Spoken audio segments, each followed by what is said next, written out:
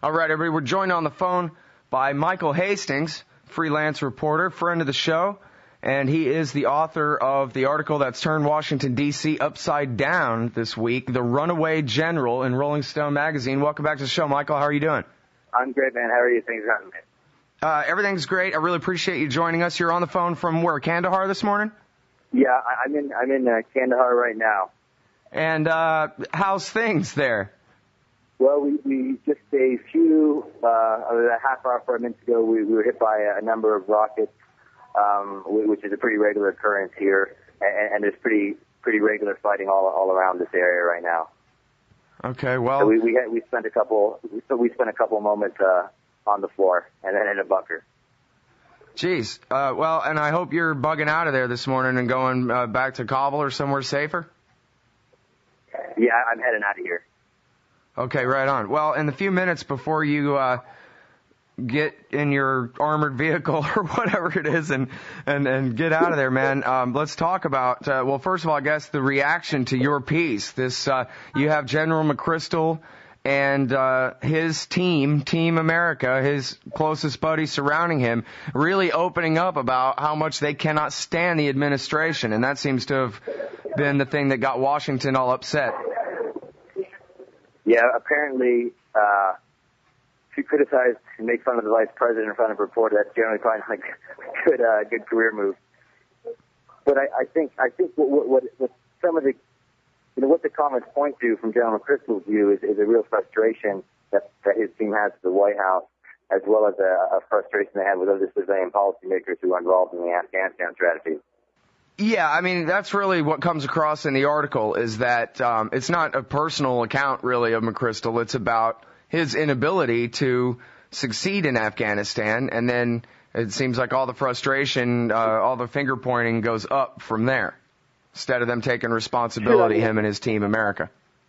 Yeah, and I think certainly if we look at, President Obama's role in sort of selecting General McChrystal, why he selects General McChrystal, and what President Obama's strategy for Afghanistan originally was. Remember, in March 2009, President Obama said he wanted to narrow the gains and the goals in Afghanistan, narrow them to just fighting al-Qaeda.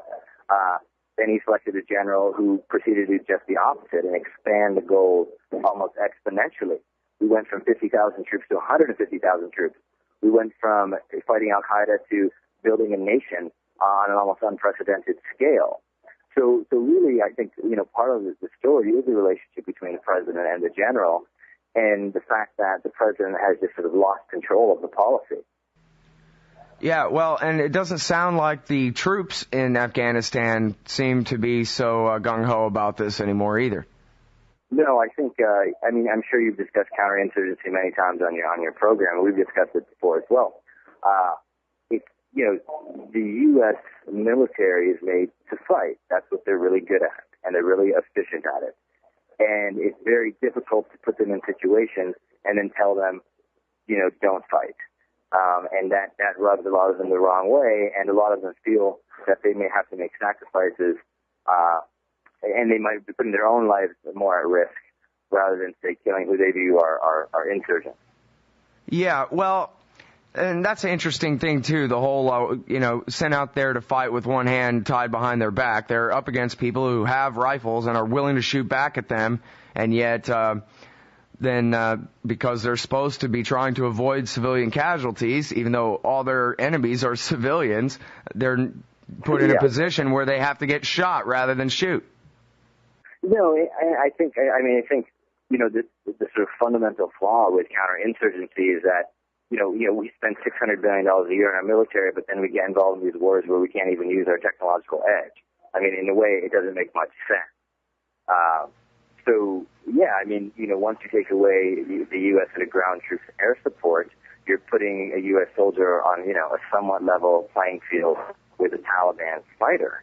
And so these guys who signed up to fight are like, what the hell, why are we here?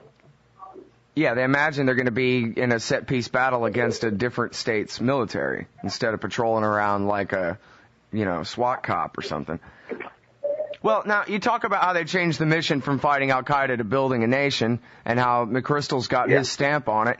And I guess they had to change the mission because he says in here there are no Al-Qaeda in Afghanistan.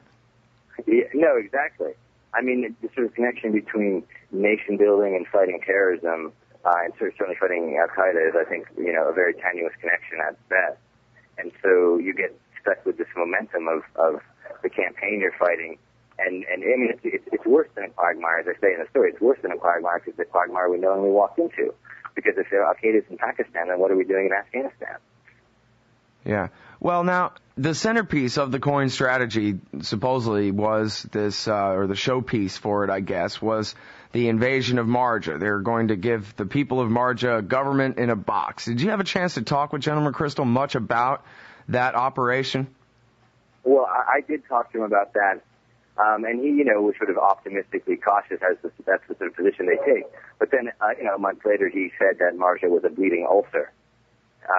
So what does that say? And I think one of the funny things about this story is that people have been saying, wow, how could he have said these things in private to you? And say, well, look what he says in public. He's calling one of his operations a bleeding ulcer. So what do we expect to say in private? Right, yeah, his centerpiece operation. At least he's bluntly honest, this guy. Well, and look, yeah. This is not nothing here. It seems like there is, a challenge to the civilian supremacy in a sense here. You have a very powerful general mocking and ridiculing the president, the vice president, the special envoy, the ambassador, everybody but the Secretary of State, apparently. He thinks he's better than them, and that's really not how it's supposed to be in America. Did you take that as a real challenge to civilian supremacy, or is just some drunk old generals letting off some steam here? I think there's a larger kind of structural issue here about, you just compare the DOD budget to the State Department budget, $600 billion to $50 billion. You looked at every foreign service officer, there's more people in the Army band than there are foreign service officers. You could fit every foreign service officer on an aircraft carrier. So you look like just the sort of decay of the State Department, and basically our foreign policy has become our defense policy. The two are one. And I think that translates, into the fact that a lot of the time, the leaders get the blame for all the wars, as they should take their fair share of blame. But I think we also have to start looking at the military leaders in a much more critical way than they're accustomed to be looking at. Mm. Okay, we're packing up here, and so I gotta take off. But I appreciate your time, and hope to talk to you again soon. Likewise. Be safe, and we'll follow up hopefully either tomorrow or Friday or next week. Cool. Take care, Michael. All right, everybody. That's Michael Hastings with the story of the week so far in Rolling Stone magazine, The Runaway General.